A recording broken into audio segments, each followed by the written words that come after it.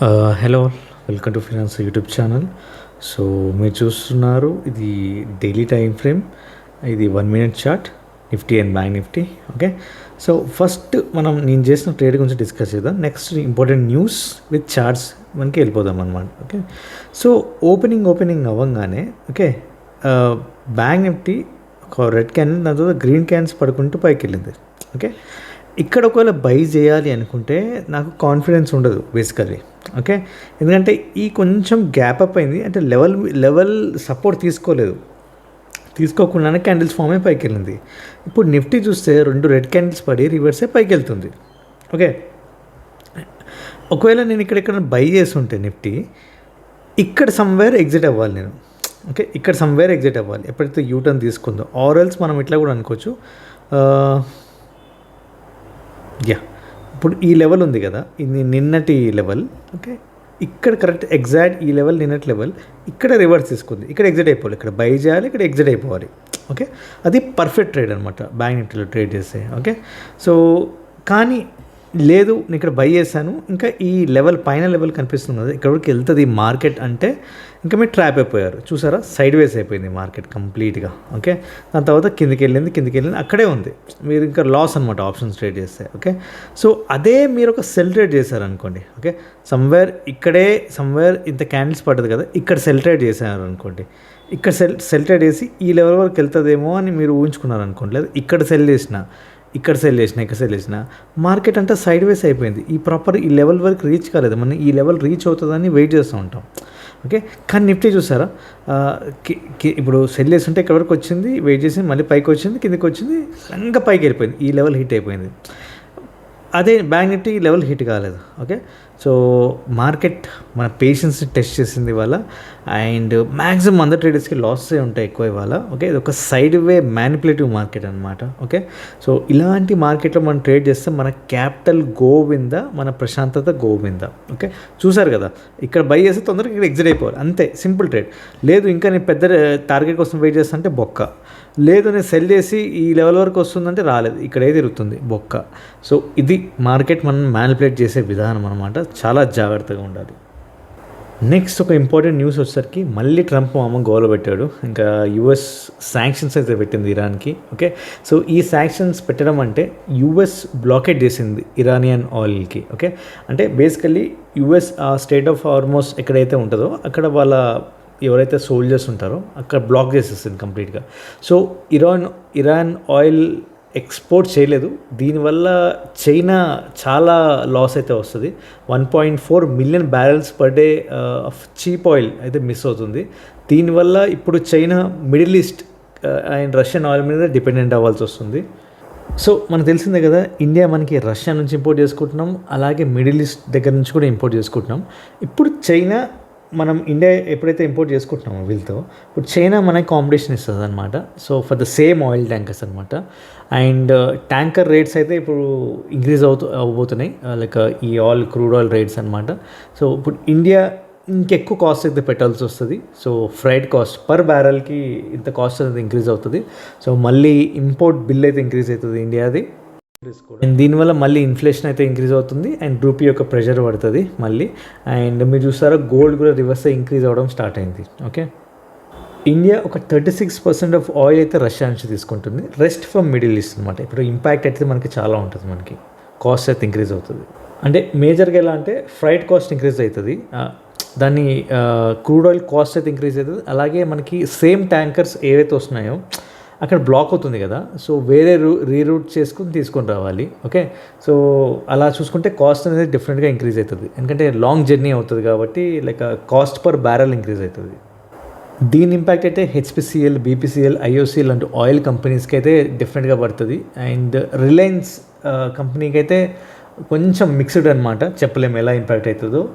And IndiGo, air India లాంటి like ఈ flight కంపెనీస్కి ఏవియేషన్ కాస్ట్ అయితే, ఫ్యూల్ కాస్ట్ అయితే ఇంక్రీజ్ అవుతుంది. ఓకే, అండ్ ఏషియన్ పెయింట్స్ లాంటి పెయింట్ కంపెనీస్కి రా మెటీరియల్ కాస్ట్ అయితే ఇంక్రీజ్ అవ్వబోతుంది. And tyre stocks like MRF కూడా కాస్ట్ అనేది ఇంక్రీజ్ అవుతుంది. అండ్ షిప్పింగ్ స్టాక్స్ కూడా మనకి లైక్ ఇంపాక్ట్ అవుతుంది, లైక్ హయ్యర్ ఫ్రైట్ రేట్స్ అనేవి ఉంటాయి మనకి. ఓకే, సో రెవెన్యూ కూడా ఇంక్రీజ్ అవుతుంది. అంటే బేసికలీ ఇది ఇంపాక్ట్ కానీ స్టాక్స్, షిప్పింగ్ స్టాక్స్, ఓకే, అంటే పాజిటివ్ ఇంపాక్ట్ అనమాట. అండ్ అదానీ పోర్ట్స్ కూడా రెవెన్యూ ఇంక్రీజ్ అయ్యే అవకాశం ఉంది. ఓకే, సో ఓవరాల్ చూస్తే HPCL, BPCL, IOC, ONGC, like Reliance, ఒకటి IndiGo, air India, Asian Paints, tyre స్టాక్లో ఎంఆర్ఎఫ్, వీటికి బాగా ఇంపాక్ట్ ఉంటుంది. ఇంకా అదర్ టైర్ స్టాక్స్ కూడా. ఇంకా షిప్పింగ్ స్టాక్ వచ్చేసరికి మనకి బాగా పాజిటివ్గా ఉంది. అదానీ పోర్ట్స్ అనేవి కూడా లైక్ పాజిటివ్గా ఉంది మనకి. ఓకే, ఎందుకంటే లైక్ ఈ ఫ్రైట్ రేట్స్ అనేవి ఇంక్రీజ్ అవుతాయి కదా, లైక్ ఈ కార్గో స్టాక్ సంబంధించిన షిప్ స్టాక్. సో డెఫినెట్గా రెవెన్యూస్ అయితే ఇంక్రీజ్ అవుతాయి. ఓకే, ఇంకా అక్కడ నుంచి దాని నుంచే కదా మనం ఇంపోర్ట్ చేసుకునేది. సో నెక్స్ట్ వచ్చేసరికి గోల్డ్ అనేది ఇంక్రీజ్ అవుతుంది. ఈ మంత్లోనే 15% ఇంక్రీజ్ అయితే జరగడం జరిగింది. అంతకుముందు 200 EMI కింద ఉన్నాం మనం. RSI కూడా లో సడన్గా రివర్స్ అయ్యి బౌన్స్ బ్యాక్ అయింది. నేను ఆల్రెడీ పాత వీడియోలో చెప్పాను, it's best place to buy అని మనకి. ఓకే, సో ఎందుకు మెయిన్గా గోల్డ్ ఇంక్రీజ్ అవుతుందంటే మళ్ళీ ఈ US ఇరాన్ వార్ అయితే సెటిల్ అవ్వట్లేదు, రిజల్యూషన్ అయితే రావట్లేదు. అండ్ మళ్ళీ ఇరాన్ మీద శాంక్షన్స్ పెడుతున్నారు. ఓకే, అండ్ ఇంకా చెప్పాలి అంటే సెంట్రల్ బ్యాంక్స్ అనేవి ఘోరంగా బై చేస్తున్నాయి గోల్డ్. అయితే gold man US like investment companies వీళ్ళు కూడా టార్గెట్ అయితే ఇస్తున్నారు, JP Morgan. Okay, so gold అనేది $4,900 నుంచి ఓకే లైక్ ఇంకా $6,000 కూడా వెళ్ళే ఛాన్స్ అయితే ఉందనేది మనకి వచ్చిందనమాట న్యూస్. సో ఇవన్నీ కారణాల వల్ల గోల్డ్ అయితే బౌన్స్ బ్యాక్ అయ్యింది. టెక్నికల్ అనాలిసిస్ సింపుల్గా చెప్పాలంటే 200 EMI కింద ఉన్నాం మనం. సో ఆల్మోస్ట్ మనకి ఇప్పుడు జూన్ నుంచి మనకి ఆగస్ట్, జూన్, జూలై, ఆగస్ట్ ఒక 3 months సైడ్ వే జోన్లో స్పెండ్ అయ్యాను. 3 months సైడ్ వేలో స్పెండ్ అయ్యానంటే డెఫినెట్గా బ్రేక్అవుట్ ఇస్తుంది. ఎక్కువ రోజులు అక్కడే ఉండదు. ఓకే, 3 months మనం స్పెండ్ చేసిన మార్కెట్ ఇక్కడ ఈ జోన్లో. సో బ్రేక్అవుట్ ఇచ్చింది, ఇప్పుడు పైకి అయితే వెళ్తుంది సింపుల్గా చెప్పాలంటే. ఇప్పుడే ఐటీ స్టాక్స్ పైకి లేచినాయంటే ఒక బ్యాడ్ న్యూస్ అయితే రావడం జరిగింది. ఒక ఆర్టికల్ అయితే వచ్చింది. సో ఇప్పుడు 30% ఆఫ్ మైక్రోసాఫ్ట్ కోడ్ అనేది AI రైట్ చేస్తుందంట.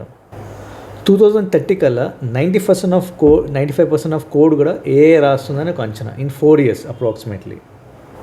ఇంకో నెగిటివ్ న్యూస్ అనమాట. ఒక 5,000 ఇంజనీర్స్ ఎవరైతే క్లౌడ్ AI యూజ్ చేస్తున్నారో ఉబెర్ కంపెనీలో, ఇది ఆల్మోస్ట్ లైక్ వాళ్ళకి $500 to $2,000 per engineer per month అవుతుంది అనమాట. ఇది యాన్యువల్ AI బడ్జెట్ ఏదైతే పెడతారో AIకి, అది 3.4 billion. ఇది 4 monthsలోనే అయిపోయింది అనమాట. సో ఎంప్లాయీస్ అనేది ఏ విధంగా అడాప్ట్ చేస్తున్నారు అనేది ఇది ఒక ఎగ్జాంపుల్ అనమాట AIకి. సింపుల్గా కొన్ని ఇన్సైట్స్ చెప్పాలంటే మనకి ఉబర్ ఏమో డబ్బులంతా ఖాళీ చేస్తుంది. మనకి ఈ AI 1 yearలో AI బడ్జెట్ ఏదైతుందో 4 monthsలోనే అయిపోయింది. సో ఇది రియల్ యూసేజ్ అనేది మనకు తెలుస్తుంది. అయితే ఇంకోటి గూగుల్ నెంబర్స్ అయితే నెగిటివ్ వచ్చాయి రీసెంట్లో. లైక్ AI స్పెండింగ్ అనేది రెవెన్యూకి మ్యాచ్ కావట్లేదు. అంటే AI రెవెన్యూస్ ఏవైతే వస్తున్నాయో. సో ఇక్కడ మనం మెయిన్ అర్థం చేసుకోవాల్సిన విషయం ఏదంటే, ఒక పక్కేమో మనకి AI అడాప్షన్ అనేది ఫాస్ట్గా ఉంది, ఒక పక్కేమో AI అడాప్ట్ చేసి డబ్బులు కూడా సరిపోవట్లేదు, ఖాళీ చేస్తున్నారు. గోయింగ్ ఫార్వర్డ్ లైక్ ఇది ఎలా ఉండొచ్చు అనేది చూడాలి మనకి. ఓకే, ఇది ఇప్పుడు ఆల్రెడీ జస్ట్ బౌన్స్ బ్యాక్ అయింది. ఇక్కడ మనకి బౌన్స్ బ్యాక్ అయ్యి IT ఇండస్ట్రీ లెగేసింది. కానీ ఇప్పుడు చూస్తే కోడింగ్ అనేది వస్తుంది, ఇంకా అడాప్షన్ అనేది జరుగుతుంది కాబట్టి. అండ్ అదొక నెగిటివ్ న్యూస్, మార్కెట్ ఎట్లా తీసుకుంటుంది ఏంటనేది. అండ్ ఇంకోటి ఏంటంటే అది ఒక side way news or mid news అనమాట. అంటే పాజిటివ్గా నెగిటివ్ కాదు, డబ్బులంతా బాగా ఖర్చు అయిపోతున్నాయి ఇప్పుడు క్లౌడ్ AI ఏదైతే ఊబర్ చూస్తున్నామో. సో మార్కెట్ ఎలా తీసుకుంటుంది అనేది మనకి ఇంపార్టెంట్. మనం ఏం చెప్పలేము మార్కెట్ ఎలా రియాక్ట్ అవుతుందని. బట్ ఏదైనా మనం ఒక సైడ్ వే జోన్ ఉన్నాం. 2021లో ఒక జోన్లో ఎంటర్ అయ్యాం. ఓకే, ఇప్పుడు మనకి 2021 జోన్కి వచ్చేస్తాం. ఆల్మోస్ట్ ఇది చూస్తే మీకు 21 దగ్గర ఉన్నాం మనం. ఓకే, సో ఆ 21 జోన్ దగ్గర కొంచెం బౌన్స్ బ్యాక్ ఇచ్చింది. మీరు బై చేయాలంటే బై చేసి ఇక్కడ పెట్టుకోవచ్చు, బై చేసి పెట్టుకోవచ్చు. కొన్ని రోజులు మనకి ఇక్కడ ఈ టార్గెట్ వరకు అయితే రీచ్ అయ్యే ఛాన్స్ ఉంది. టార్గెట్ రీచ్ అయినాక మళ్ళీ కింద పడే ఛాన్స్ అయితే ఉంది. ఇది ఒక సైడ్ వే జోన్లో అయితే ఉన్నాం. లాంగ్ టర్మ్ అయితే పెట్టుకోలేము. ఇక్కడ ఈ జోన్లోనే ట్రావెల్ అవుతూ ఉంటుంది స్టాక్. ఓకే, ఇప్పుడు ఇక్కడ ఉన్నాం, ఇక్కడ బై చేస్తాం, ఇక్కడ వరకు వెళ్తుంది. ఓకే, ఇక్కడ ఎగ్జిట్ చేస్తాం, మళ్ళీ ఇక్కడ వరకు వస్తుంది, ఇక్కడ బై చేస్తాం. అట్లా ఇది ఇంకో 1-2 years ఇలాగే ఉండదని నా ఎక్స్పెక్టేషన్స్ అనమాట. సో ఇది మార్కెట్లో జరిగిన ఇవాళ అప్డేట్. Thanks for watching.